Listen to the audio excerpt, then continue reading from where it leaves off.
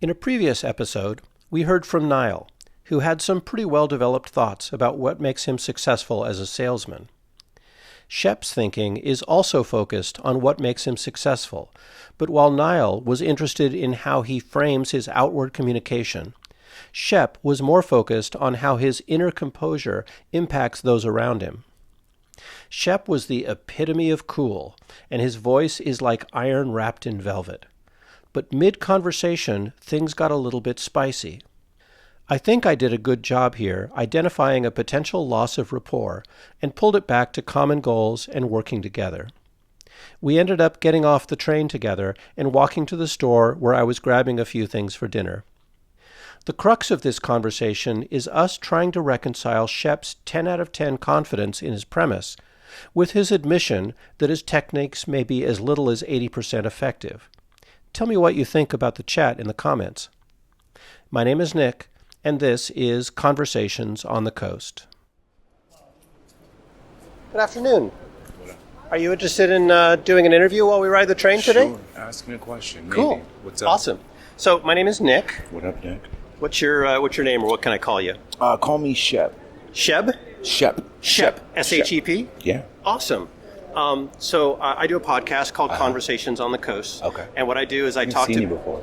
Yeah, I do this on the train pretty frequently. Okay. I'm on my commute home, so it's something to engage me and keep people occupied while we're commuting. Sure. So, and what I do is I talk to people about something they believe. Sure. And we don't really talk so much about the belief, is about the justifications and the epistemology, so how you know what's true that supports your beliefs, and see whether you believe for good reasons. Sure.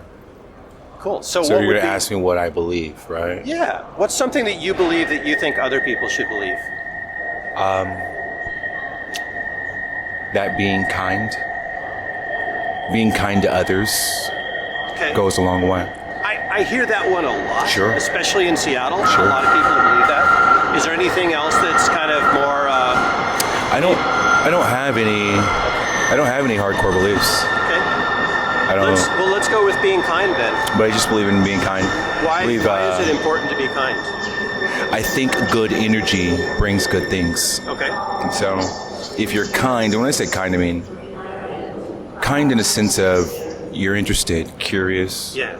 I think that goes a long way to incurring synergy for others or to others. So you said good energy brings good things. Can we unpack that a little bit? What's your definition of energy in this case? not allowing your the day-to-day to get in the way of how you approach your day. Okay. Things happen, kids are, unruly, it took you a while to get out the house, right? That's a moment for the rest of your day, right? You've got another 8 hours or 8 hours and 95 minutes, if you will, to continue on for the rest of the day. And so it's important to not allow the energy of others or circumstances to affect how you approach the rest of your day. Okay. So when you say good energy, you mean a good attitude? Good attitude, yes. Good attitude. So it's not like a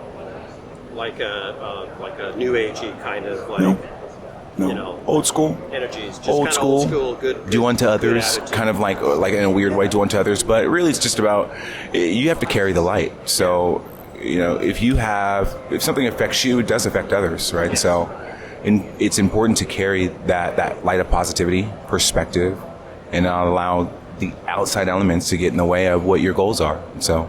Nice. I like what you said about what you do affects others. Why is it important to consider the way you affect others? It's not. It's only important to consider the way that you affect yourself. Okay. So if I control me, then I don't have to worry about others. I can be a beacon or a light or a moment for others to look to. But it's not about others. It's about you enjoying your day.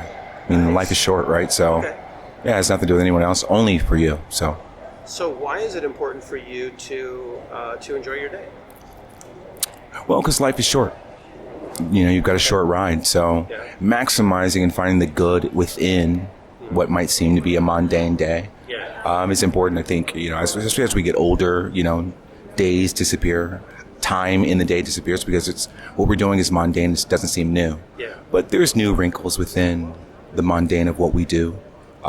If we were to open our eyes and maybe say hi more, look to feed off of others with eye contact. I think all of those things go a long way to you controlling your own energy. So, so there was an interesting change in what you said when you said, first you said the way you are affects others, and when I asked you why it was important, how you whether to consider others, you said, "Oh, it's not. It's only for you." For you. Yeah. So why is it not important to think about your effect on others? Because if you only think about how you affect yourself, indirectly you'll affect others. Okay. Oftentimes when we go through things, we don't think about others. We only think about, oh, I'm mad right now. But we're not necessarily thinking like, oh, does my madness permeate and affect others? Well, oftentimes it does. Yeah. And we just don't recognize that we are indirectly messing up our own day with the scowls on our face and things of that nature as we walk through to do what we need to do. Right. That then has an effect on how others engage with us. Yeah. And I think relationships are important, and so engaging with people is fun. Yeah. But you can't if you have an attitude. So how confident are you that that people want to engage? That working on yourself and making sure that you're having a good day. How confident are you on a scale of from 0 to 100 that also makes it better for others? 10. 10%. 1 or 10, yeah.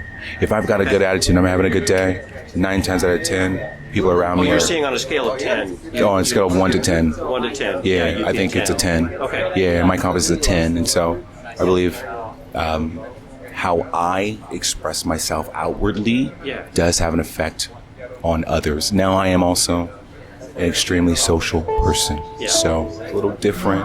Not an introvert. So so I think it does. That energy does affect others. If you were to find that there were times when you could be upset one day or you could be really chill one day, and there's somebody that you interact with on a regular day, and you found out it actually didn't have any effect on them. Would that impact your confidence? No. No? No. Okay. Because that's one person. If it doesn't affect one person, it doesn't mean it has an effect on everyone. I think, I'm in sales, and so you can see the calls that you have good energy on and how they go, and you can see the calls where you've got something else going on, and you didn't necessarily give the same good energy, right? And how those go. It's but night and day. If it's not 100%, right, then how can you be at a confidence of 10? What do you mean if it's not 100%? Well, if there is at least one person who you don't impact with your attitude, then how can you be at a confidence of 10 that your enjoyment of life is going to affect other people? Great question, because it doesn't amount about them. It's only about me. But we were talking about right, like how I affect others. Right. But let's say I don't have an effect on you. Let's say I don't have an effect on you. Yeah. Okay. But I had an effect on me. Yeah. And because I had an effect on me, even though I didn't have an effect on you, I may have had an effect on someone behind you or next to you or watching you, right? Sure, so but it's not about you per se. It's only about me having a good attitude. Yeah. And my attitude carries. Right. So if no one likes it, okay, they don't like it. It's not for them. Okay. But it doesn't mean that it's not for somebody else. Right. So oftentimes we think that if my mass doesn't get all 100 people, then no, it's not supposed to get 100. But if it gets 80%, 75%, 50%, it's winning. So in terms of one particular person, would you still be at a 10 that your enjoyment would impact them? Yes. Even if only 80% of people react that way? Yes. So how can you be that confident if you know there's some cases where it doesn't happen? Because again, I'm not worried about them. I'm only worried about me. Right. So if it doesn't happen, it doesn't change my attitude or how I approach, right? So my attitude is in the good synergy is only, let me be very clear, only about me. Right. If someone else doesn't like it, that's okay. Yeah. I don't care. It's only about me. Yeah. So I can't have a good attitude if I allow your attitude to affect me, right? Let's say you were like, oh, I don't like that. Well, that could affect me. Well, I have to stay me. That's okay that wasn't for you, and to the next person, because it's not about making everybody happy. It's just about having a happy disposition towards the day. You can't help everybody, right? You can't make everybody smile. That's true. But you can have a good position and hopefully rub off on them. But if it doesn't work, maybe they're having a rougher day than they expected. Maybe it'll work another day, right? So, and also everything's not for today. Like sometimes you say, "How do I work?" They don't get an opportunity to say hi back, and the next day, "Oh, hey, it's about timing." So as long as you could keep the energy good, I think everything works out for you eventually. Because people want to be around good energy.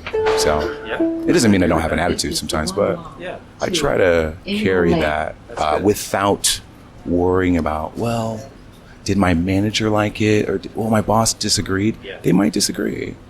But if my attitude's good, 9 times out of 10, they're like, you're coming from a good place. And so I think coming from a good place can help you get closer to wherever you're going. But for me, the energy and direction is only about me. I want to have a good attitude. I want to be happy. So Cool. Well, hopefully my questions aren't impacting your chill. I am trying to probe a little bit. Sure. You're wanting to go deeper, as if there's another level, another layer, and I think what I'm trying to get to is like the methods that you use to figure out what's true, right? So I'm looking at you're describing something where you're saying, well, because I don't believe anything is true, only energy. There you go. Well, you're saying, well, I believe that me having a good day affects other people. And so we looked at the hypothetical of, let's say you're having a good day and it doesn't affect other people. How can you be at 10 in the confidence if you know that sometimes you having a good day doesn't affect other people? Right? So I'm just looking at the truth value there of what you're saying. You could always confidence in the you could always break something down and divide it up and find a little bit of this and that. But I think with most things, just like if we were to talk about religion, right? How much of religion is based on what others think versus what you believe, right? So I kind of have that same mentality for not religion, but just how I approach my day, which is, whether anyone else has this or not, I'm going to believe this. I believe in this energy. And I believe in the good energy of being this. And I have seen it come through over the phone and calls and just energy in the office. Not all the time, but a lot of times. And what I will say is I've definitely seen the opposite of where when you're having a bad day.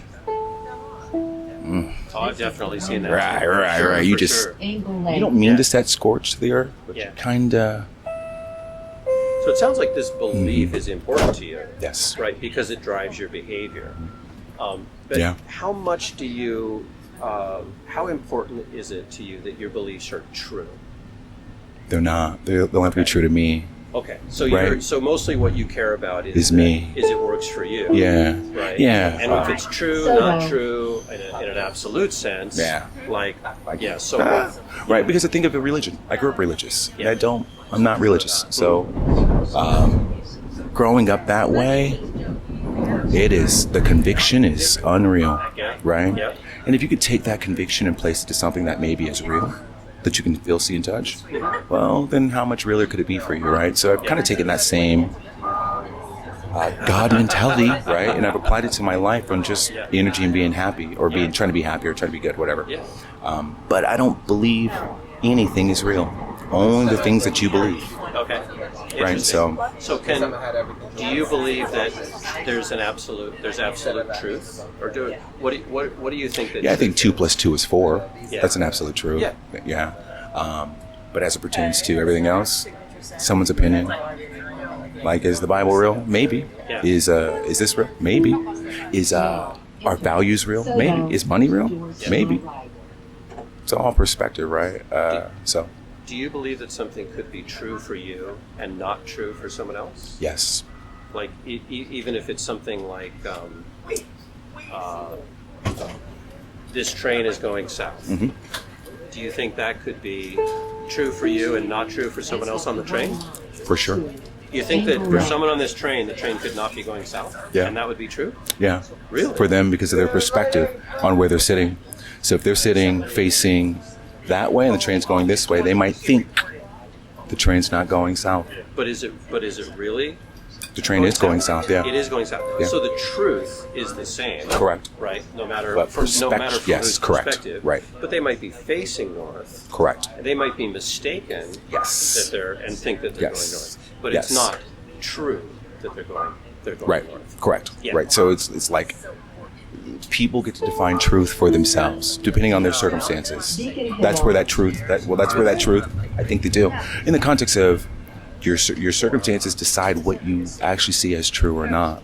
Well, When what you're you see is true, but how does that differ from what's really true? Like usually, Right. it's hard for me to get to my bag, but I have a box of mints that I Sure. carry around, Uh-huh. right? And if I was holding the mints here, I would say, could it be possible that there are both an even and an odd number of mints in the box? Sure. Right. Yeah. Yeah. I think that that even within those truths, Yeah. we get to the nuance of perspective, and perspective yeah. is the thing that seems to be different than what we would say is the truth. Meaning the person that thinks that they're going north, Yeah. and we're actually going south. It's not my job to change their perspective. It's just my job to tell them actually we're going north, and if they want that, cool. If they don't, that's okay as well. But even if their perspective is different, Mm-hmm. isn't there still a truth that's actually true? So like with Yes. the box of mints, Yes. right? Regardless of your perspective, if there's an even number of mints in the box, there's an even number of mints. Right. Right? Correct. Okay. Right. So we agree on that there is Yes. truth. Yes. But then our perspectives do color things, and that makes that's important to people. I think that's where your questions. That's where the nuance in your questions are, where you're seeking a deeper level of truth, and more than likely you're finding out either people believe in shit that they don't know, Yeah. or they believe in nothing. Because the nuance is huge. Yeah. Because for the people who are sure that they believe in something, Yeah. they have all the answers. Yeah. Right? Exactly. But the people who are like, I don't know, they have no answers. Yes. And I think in that perspective, they both know the same thing. Yeah. It's just one perceives it like, okay, maybe that's real, maybe it's not. And the other one perceives it as, this is guaranteed. Yeah. We're going to heaven, That's or, right. blah, blah, blah. And that's where epistemology comes in. Yes. which Well, when you is- said epistemology Yeah. earlier, right? Yeah. I thought church. It sounds like a religious word, doesn't it? correct. But it's a word out of philosophy Right, that means right. how do we know what we know? Right. It's the foundation of our beliefs. Yeah, and so I think when you get to the foundation of beliefs, or Socratic thinking, where you question everything, right? Yeah. I think you start to find out that most people don't question anything. Yeah. One, and then number two, people's views are skewed from reality. Yeah. Their reality is wild. Right. And it does not, I would say 85% of the time, does not match up to what the fuck is going on right now. Yeah. Right? And so you ask them, how do you know? How do you know? Did you see the Ten Commandments yourself? How do you know the church isn't a business? Right? Is it not? Who pays for the lights? These are questions that they don't necessarily think of, right? Yeah. And it doesn't mean that they're wrong. I think that they enjoy being distracted. Right. And I think what people don't know is that they enjoy being distracted, and that's a good thing. Yeah. There's nothing wrong with also acknowledging that, hey, religion is a business, or can be a business, Yes, right? Or this, people don't always like it. All those things can be true. It doesn't mean that they have to affect you. Because as a person of color, Yeah. I could look at this train and feel super different ways, but it doesn't mean any of it's true, Yeah. right? Sure. Right? And so a lot of times we let our thoughts or what we believe to be true Right. run with us, and we haven't actually sought like why, right? I mean, we ask ourselves, why are we religious? Why are you religious? Why are you Democrat? Why are you Republican, right? Yeah. You're more than likely that because your parents were. That's it. Doesn't mean you're good. Doesn't mean you're bad. You're just agree. your parents were it's rearing, and they bought into something. You see the value in it. You never really thought about it, right? But if you thought about it, would it be for you? Maybe, maybe not. But why would you waste your time questioning if you like what they gave you, right? And so I didn't like religion. So I want to go back to, this is a great conversation. Now that we've talked about truth and said, there are perspectives, like your perspective could be absolutely my attitude. I need to have a good attitude because it's going to have an effect on others. But does it really have an effect on others, right? That's the difference between your perspective. You might be facing north, but the train is absolutely going south. So when we ask ourselves, does it really?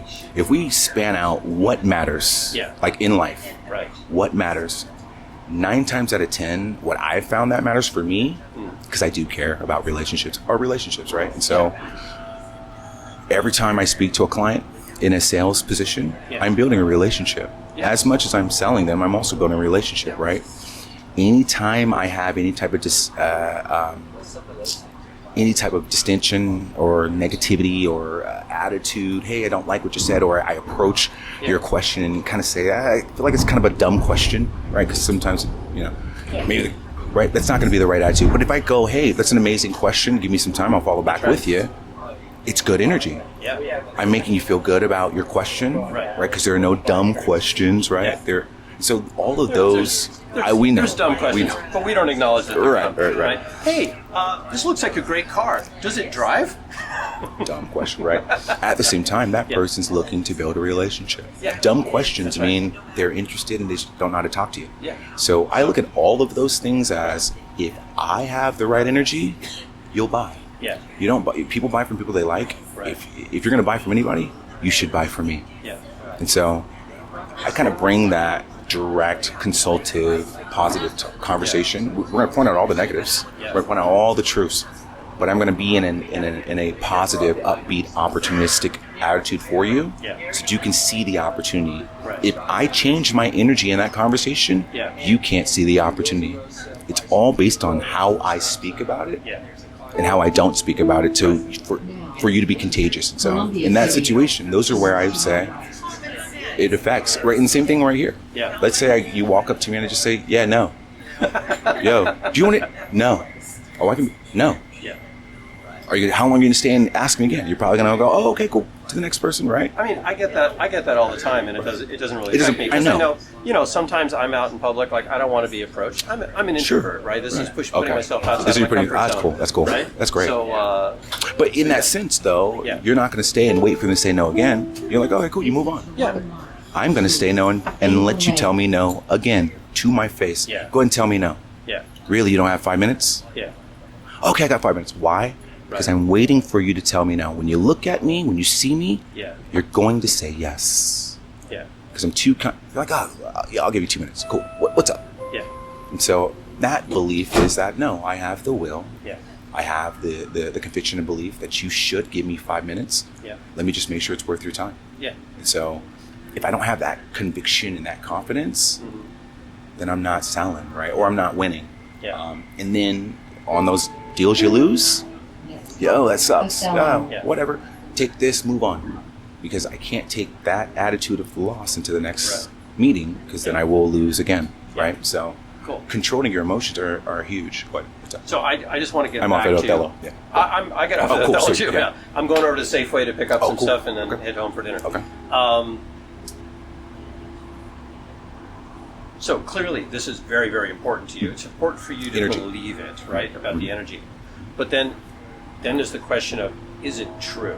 Because we've said that there are some times when your attitude does affect other people, and maybe there's some times when your attitude doesn't affect other people, right? So how can you be at a 10 in confidence that thing is true, in the sense that the count of the mints are true? Right. Because I believe I can be at a 10, even if it's not always true, because I believe, 1, it works for me, which is important. 2, people don't know what doesn't work for them. They're just in a moment. That might work for them later. What I did to them and when I walked with them might come back later. They're like, oh shit, what a nice guy. And they might hit me up later, right? I believe that as long as I always have a positive, upbeat attitude. Don't get it twisted. We talk about things that are negative, right? We haven't always have a positive, upbeat attitude. Right. 9 times out of 10. Yeah. But I'm trying to separate out. I'm trying to separate your confidence in your belief why? as opposed to the confidence in the truth. But, because I'm talking about because it's important. Do you believe that it's important to believe true things? No. No, I don't. I don't believe there's a God. Okay. There's tons of people who do. That's their thing. But you don't. Where's the truth? It's not important to you that your beliefs are true. It's only important that my beliefs are If you held a belief that was false, would you want to find out so that you could stop believing it? No. Really? No. Okay. No. Because ignorance is bliss in some way, in my opinion. And then the other flip side is again, we live in a very religious world, right? Yeah.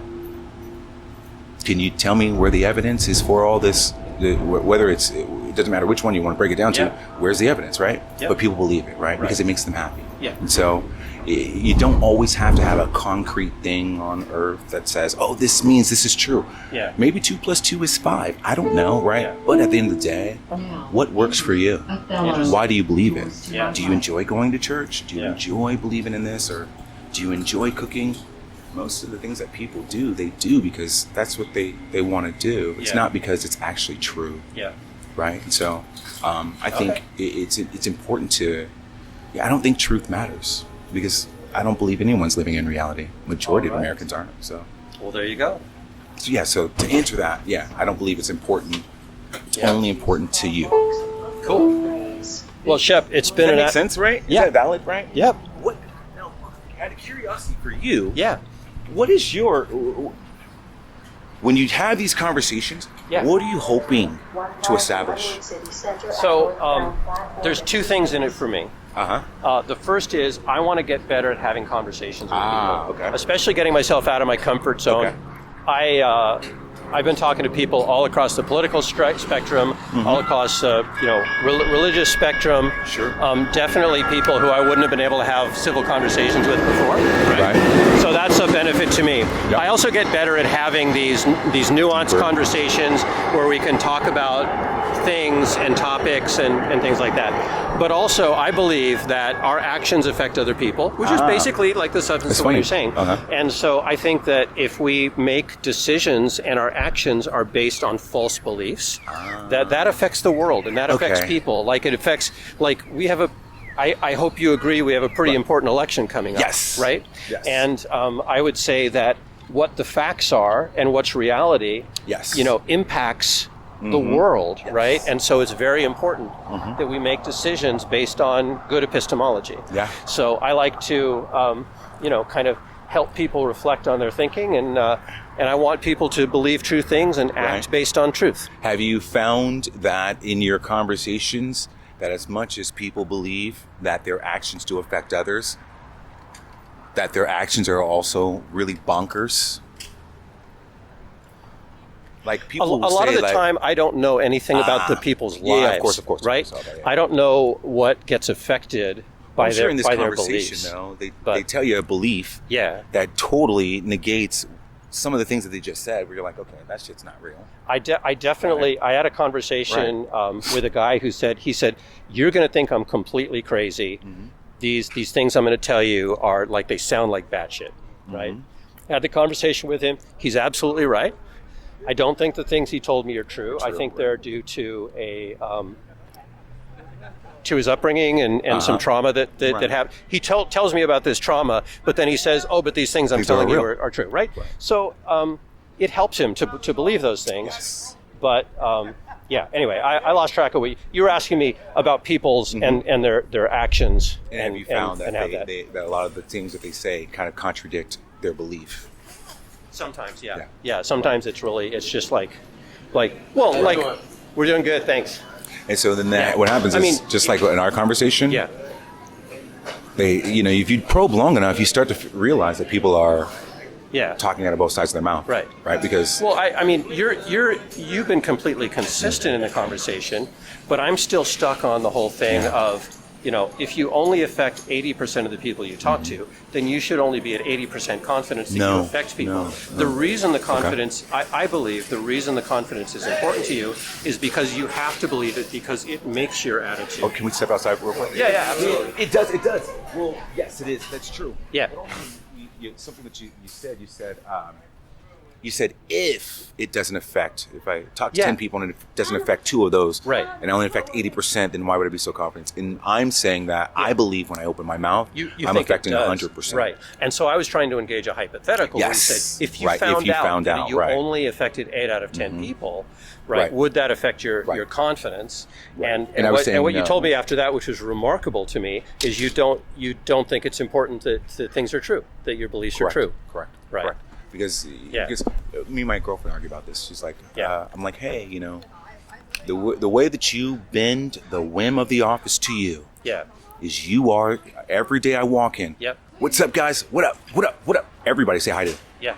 I hope you don't spend time trying to say hi back to me or talk to me. Get away from me. It's only about saying hi and having energy. You say hi back, cool. You don't say, I don't care. It's only about eventually, as I win with all the customers, every single person in that office is like, well, what the fuck is he doing? Well, what is he doing? There's only one difference. I have a winning attitude. When I walk in the office, I say, what's up to everybody? Not because I expect them to talk to me or even like me. I don't care. It's about me having the good energy. What up, what up, what up? Just being up and then get on the phone. Hey, guys, so this is what we've got going on. And now you're in your zone. You're locked in. You don't care. Every single day I say hi.